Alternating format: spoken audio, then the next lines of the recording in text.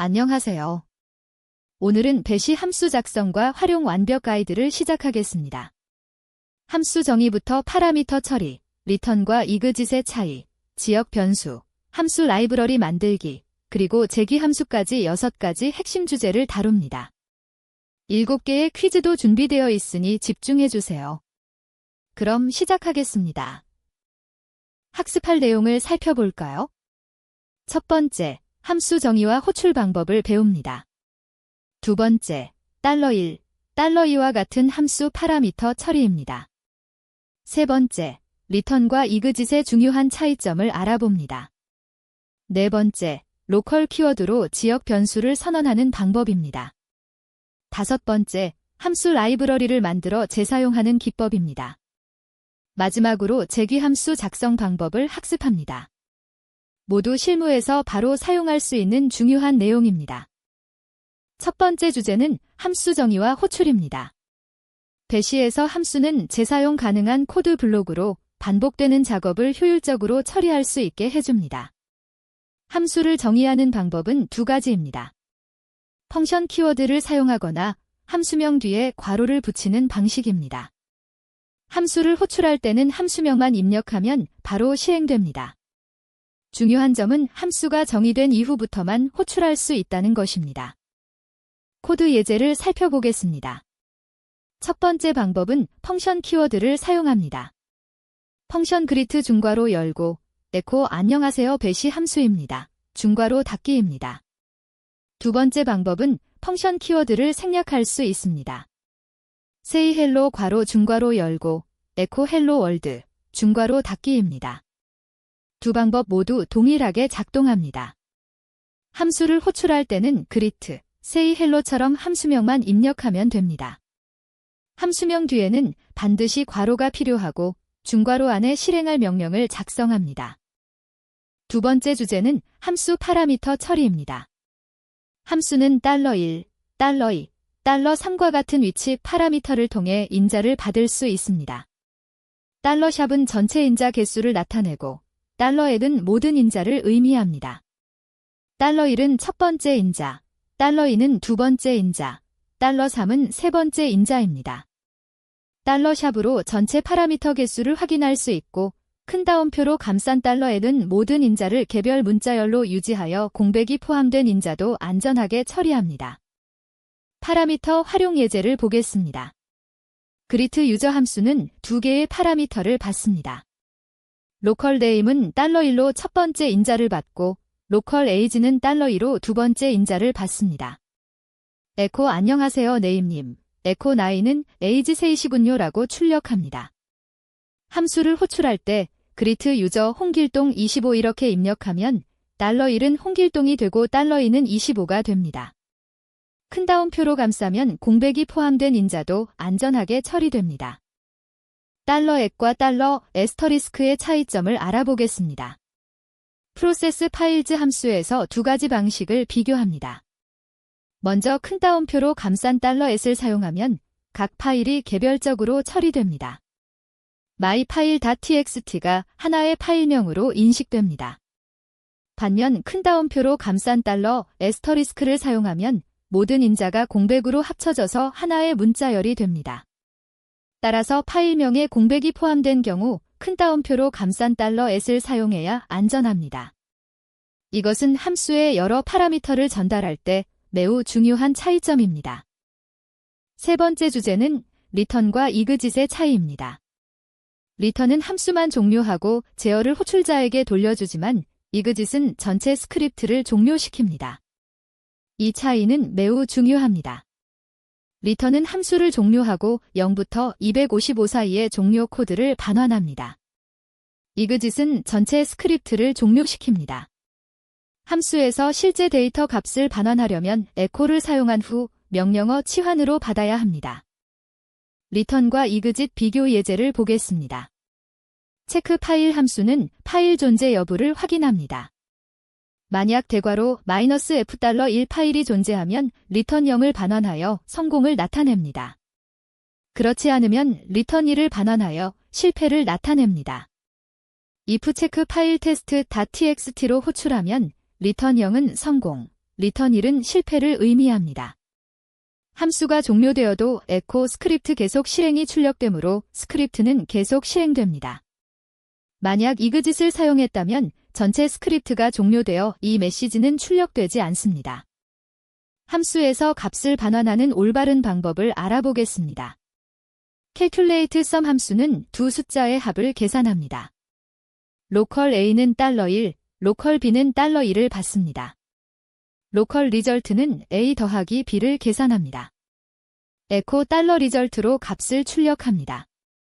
리턴은 종료 코드만 반환하므로 실제 데이터를 반환하려면 에코로 출력해야 합니다. sum 변수의 $괄호 calculate sum 1210으로 명령어 치환을 사용하여 결과를 받습니다. 에코 합계 콜론 $sum을 출력하면 합계 30이 출력됩니다.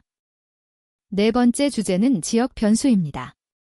로컬 키워드를 사용하지 않으면 함수 내 변수가 전역 변수가 되어 의도치 않은 버그가 발생할 수 있습니다. 로컬 키워드로 함수 내부 전용 변수를 선언하면 전역 변수 오염을 방지할 수 있습니다. 함수가 종료되면 지역 변수는 자동으로 삭제됩니다. 로컬 키워드 사용은 함수를 안전하게 만드는 핵심 요소입니다. 지역 변수의 중요성을 코드로 확인해 보겠습니다. 카운터 변수를 0으로 초기화합니다. 인크리먼트 배드 함수는 로컬 없이 카운터를 1 증가시킵니다. 이렇게 하면 전역 변수가 수정됩니다. 인크리먼트 굿 함수는 로컬 카운터로 지역 변수를 선언하고 1 증가시킵니다.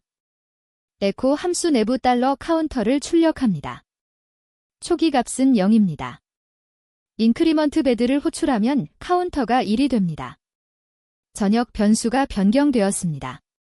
인크리먼트 굿을 호출하면 함수 내부에서는 카운터가 1이지만 함수 외부의 카운터는 여전히 1로 유지됩니다. 로컬 없이 변수를 선언하면 전역 변수를 덮었습니다. 로컬을 사용하면 함수 내부에서만 유효한 별도의 변수가 생성됩니다. 다섯 번째 주제는 함수 라이브러리 만들기입니다. 자주 사용하는 함수들을 별도 파일로 저장하고 소스 명령으로 로드하여 재사용할 수 있습니다. 함수 정의를 별도 파일에 저장하고 소스 또는 점 명령으로 로드하면 여러 스크립트에서 재사용할 수 있습니다. 이렇게 하면 코드 중복을 줄이고 유지 보수가 쉬워집니다. 함수 라이브러리 파일 예제를 보겠습니다. lib/utils.sh 파일에 유틸리티 함수들을 모아둡니다. 로그 인포 함수는 현재 시간과 함께 정보 메시지를 출력합니다. 에코 대괄호 인포 $괄호 데이트로 날짜 형식을 지정하고 $1을 출력합니다. 로그 에러 함수는 에러 메시지를 표준 에러로 출력합니다. 에코 대괄호 에러 $괄호 데이트 $1을 꺽쇠 엔드 2로 표준 에러로 리다이렉션합니다. 체크 커맨드 함수는 명령어가 시스템에 설치되어 있는지 확인합니다. 이 파일에는 순수하게 함수 정의만 포함하는 것이 좋습니다. 라이브러리를 사용하는 방법입니다. main.sh 스크립트에서 source.lib/utils.sh 명령으로 함수 라이브러리를 로드합니다. 또는 .공백./lib/utils.sh로도 동일하게 로드할 수 있습니다. 소스 명령은 파일의 내용을 현재 쉘에 로드합니다. 이후에는 로그 인포 스크립트 시작으로 라이브러리 함수를 호출할 수 있습니다. if 체크 커맨드 깃으로 깃이 설치되어 있는지 확인하고 로그 인포 깃이 설치되어 있습니다를 출력하거나 로그 에러 깃을 설치해주세요를 출력하고 이그짓 1로 종료합니다. 마지막 여섯 번째 주제는 재귀 함수 작성입니다. 재귀 함수는 자기 자신을 호출하는 함수입니다. 명확한 종료 조건, 즉 베이스 케이스가 반드시 필요합니다. 함수가 자기 자신을 호출하는 구조이므로 반드시 종료 조건이 있어야 무한 재귀를 방지할 수 있습니다. 문제를 더 작은 단위로 분할하여 해결하는 것이 재귀 함수의 핵심입니다. 팩토리얼 계산 재귀 함수 예제를 보겠습니다. 팩토리얼 함수는 로컬 n에 $1을 받습니다. 종료 조건인 베이스 케이스는 if 대괄호 $n-l이 1입니다. n이 1 이하일 때 에코 1을 반환하고 리턴으로 함수를 종료합니다. 그렇지 않으면 재귀 호출을 합니다. 로컬 프레브는 달러 괄호 팩토리얼 n-1을 호출하여 이전 값을 계산합니다. 에코 달러 괄호 n 곱하기 프레브를 반환합니다. 리절트 변수의 달러 괄호 팩토리얼 5를 저장하면 5 팩토리얼은 5 곱하기 4 곱하기 3 곱하기 2 곱하기 1로 122 계산됩니다. 디렉토리 탐색재기 예제를 보겠습니다. 리스트 파일즈 리커시브 함수는 디렉토리를 재기적으로 탐색합니다. 로컬 dir는 $1로 디렉토리 경로를 받고 로컬 인덴트는 $2로 들여쓰기를 받습니다. 포루프로 디렉토리의 모든 아이템을 순회합니다. if 대괄호 -f로 파일이면 에코 인덴트 파일 아이콘 파일명을 출력합니다. elif 대괄호 -d로 디렉토리이면 에코 인덴트 폴더 아이콘 디렉토리명을 출력하고 리스트 파일즈 리커시브를 재기 호출하여 하위 디렉토리를 탐색합니다. 인덴트에 공백 2개를 추가하여 들여쓰기를 늘립니다. 디렉토리를 만나면 자기 자신을 재기 호출하여 하위 디렉토리까지 탐색하고 파일이면 출력만 하고 재기를 멈춥니다. 이제 퀴즈를 시작하겠습니다. 첫 번째 문제입니다. 배시 함수에서 지역 변수를 선언하지 않았을 때 발생할 수 있는 문제로 가장 적절한 것은 무엇일까요? 한 번, 함수 내에서 선언한 변수가 자동으로 전역 변수가 되어 함수 외부의 동일한 이름의 변수 값을 덮었을 수 있다. 두 번, 함수가 종료되면 해당 변수가 즉시 삭제되어 메모리 누수가 발생한다. 세 번, 함수 내부에서만 사용 가능한 임시 변수로 처리되어 함수 외부에서는 접근할 수 없다. 네 번, 배시 인터프리터가 경고 메시지를 출력하고 스크립트 실행을 중단한다. 잠시 생각해보세요. 정답은 한 번입니다. 함수 내에서 선언한 변수가 자동으로 전역 변수가 되어 함수 외부의 동일한 이름의 변수 값을 덮었을 수 있다가 정답입니다. 배시에서 함수 내부에서 로컬 키워드 없이 변수를 선언하면 기본적으로 전역 변수로 처리됩니다. 이는 함수 외부에 같은 이름의 변수가 있을 경우 의도치 않게 그 값을 덮어쓰게 되어 예상치 못한 버그를 발생시킬 수 있습니다. 따라서 함수 내에서만 사용할 변수는 반드시 로컬 키워드를 사용하여 지역 변수로 선언해야 합니다. 두 번째 퀴즈입니다. 다음 중 배시 함수에서 return과 exit의 차이점을 가장 정확하게 설명한 것은 무엇일까요? 한 번, return은 0부터 255 사이의 값만 반환할 수 있지만 exit은 모든 정수값을 반환할 수 있다. 두 번, return은 함수만 종료하고 제어를 호출자에게 돌려주지만 exit은 전체 스크립트를 종료시킨다. 세 번, return은 성공과 실패 상태만 전달하고 exit은 실제 데이터 값을 반환한다. 네 번, return은 서브쉘에서만 사용 가능하고 exit은 메인쉘에서만 사용 가능하다. 정답을 생각해보세요. 정답은 두 번입니다. return은 함수만 종료하고 제어를 호출자에게 돌려주지만 exit은 전체 스크립트를 종료시킨다가 정답입니다. return은 현재 함수의 실행만 종료하고 제어를 함수를 호출한 곳으로 반환하는 반면 exit은 전체 스크립트의 실행을 종료시킵니다. 이는 매우 중요한 차이로 함수 내에서 exit을 사용하면 의도치 않게 전체 스크립트가 종료될 수 있습니다. 또한 둘 다 0부터 255 사이의 종료 상태 코드만 반환할 수 있으며 실제 데이터를 반환하려면 echo를 사용하고 명령어 치환으로 받아야 합니다. 세 번째 퀴즈입니다. 배시 함수에서 파라미터를 처리할 때 $@과 $*의 차이를 이해하는 것이 중요합니다. 다음 중 이 두 변수의 동작 차이를 가장 정확하게 설명한 것은? 한 번, $@은 각 인자를 공백으로 구분된 하나의 문자열로 처리하고 $*는 각 인자를 개별 요소로 처리한다. 두 번, 큰 따옴표로 감싼 $@은 각 인자를 개별 문자열로 유지하여 공백이 포함된 인자도 안전하게 처리하지만 큰 따옴표로 감싼 $*는 모든 인자를 ifs로 구분된 하나의 문자열로 합친다. 세 번, $@은 첫 번째 인자만 반환하고 $*는 모든 인자를 반환한다.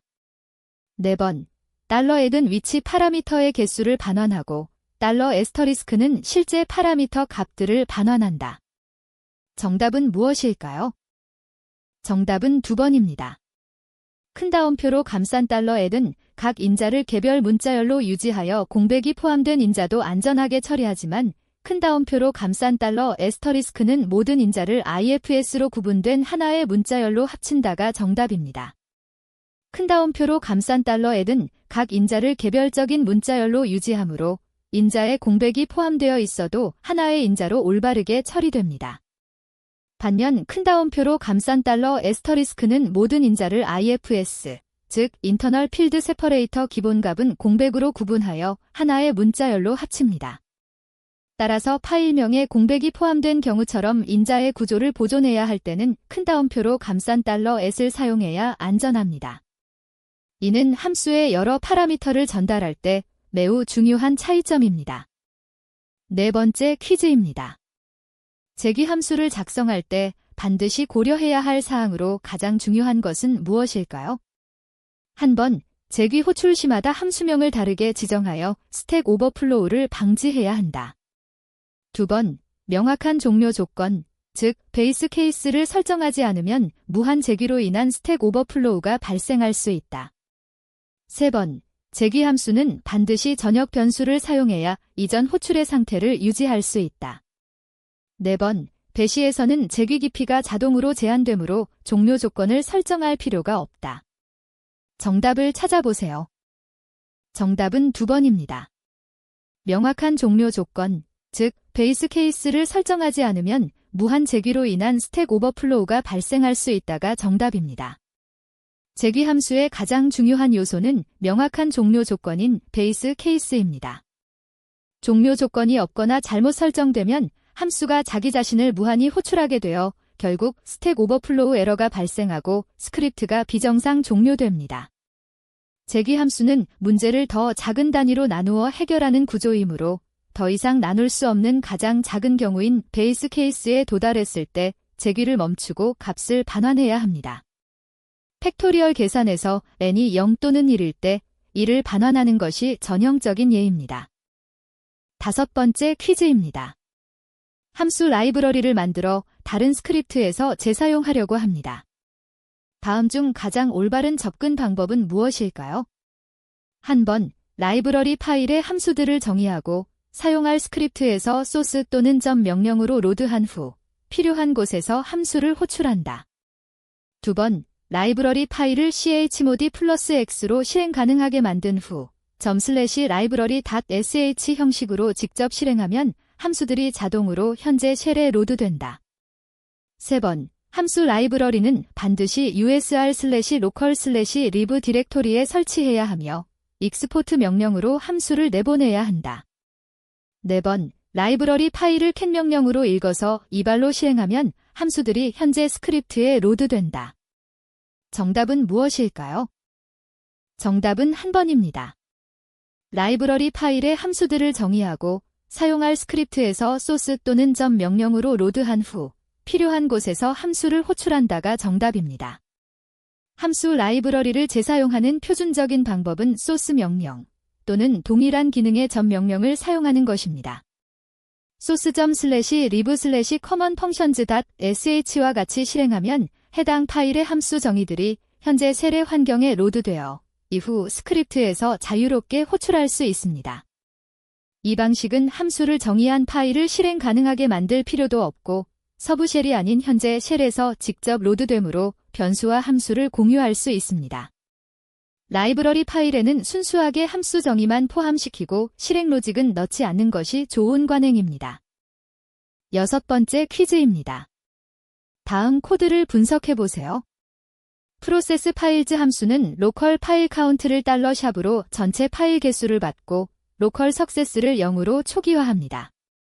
포루프로 큰 따옴표 $에 각 파일을 순회하며 if 대괄호 -f 파일로 파일이 존재하면 에코 프로세싱 파일을 출력하고 석세스를 1 증가시킵니다. 에코 석세스/ 파일 카운트 파일즈 프로세스들을 출력하고 리턴 괄호 파일 카운트 마이너스 석세스를 반환합니다. 프로세스 파일즈를 file.txt, mydocument.pdf, 파일 3.log로 호출하고 리절트 변수에 $물음표를 저장합니다. 이 코드에서 $리절트 변수에 저장되는 값은 무엇이며 그 의미는 무엇일까요? 정답을 생각해보세요. 정답은 2번입니다. 처리에 실패한 파일의 개수를 나타내며 모든 파일이 존재하면 0이 된다가 정답입니다. 이 코드에서 $물음표는 함수의 리턴 값을 받습니다. 리턴 $괄호 파일 카운트 마이너스 석세스는 전체 파일 개수에서 성공적으로 처리된 파일 개수를 뺀 값, 즉 처리에 실패한 파일의 개수를 반환합니다. 유닉스와 리눅스의 관례에 따라 0은 성공을 의미하므로 모든 파일이 존재하여 성공적으로 처리되었다면 파일 카운트와 석세스가 같아져서 0을 반환하게 됩니다. 이는 에러가 없음을 의미하는 표준적인 방식입니다. 또한 큰 따옴표로 감싼 $s를 사용하여 공백이 포함된 파일명인 mydocument.pdf도 올바르게 처리할 수 있으며 로컬 키워드로 변수의 스코프를 함수 내부로 제한하고 있습니다. 마지막 7번째 퀴즈입니다. 함수 내부에서 에러 처리를 구현할 때 set-1을 사용하는 스크립트에서 주의해야 할 점은 무엇일까요? 한 번, set-2는 함수 내부에서 자동으로 비활성화되므로 각 함수마다 다시 설정해야 한다. 2번, 함수 내부의 명령이 실패하면 전체 스크립트가 즉시 종료되므로 에러를 처리하고 싶다면 더블 파이프 연산자나 if 문으로 명령을 감싸야 한다. 3번, set-2는 리턴 문에만 적용되고 exit 문에는 적용되지 않는다. 4번, 함수가 0이 아닌 값을 반환하면 set-2가 자동으로 해제되어 이후 명령은 정상 실행된다. 정답은 무엇일까요? 정답은 2번입니다. 함수 내부의 명령이 실패하면 전체 스크립트가 즉시 종료되므로 에러를 처리하고 싶다면 더블 파이프 연산자나 if 문으로 명령을 감싸야 한다가 정답입니다. set-2, 즉 EOIXIT는 명령이 0이 아닌 종료 상태를 반환하면 즉시 스크립트를 종료시킵니다. 이는 함수 내부에서도 동일하게 적용되므로 함수 안의 명령이 실패하면 전체 스크립트가 종료됩니다.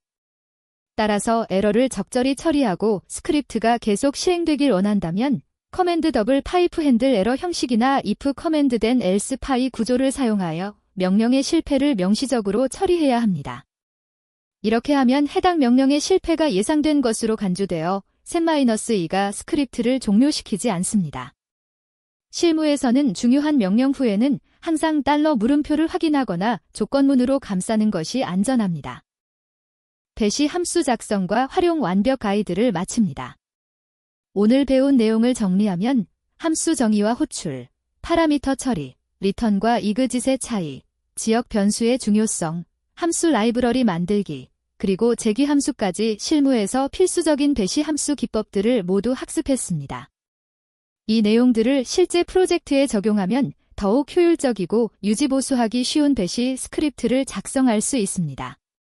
더 많은 개발 학습 자료는 코드덱에서 만나보세요. 감사합니다.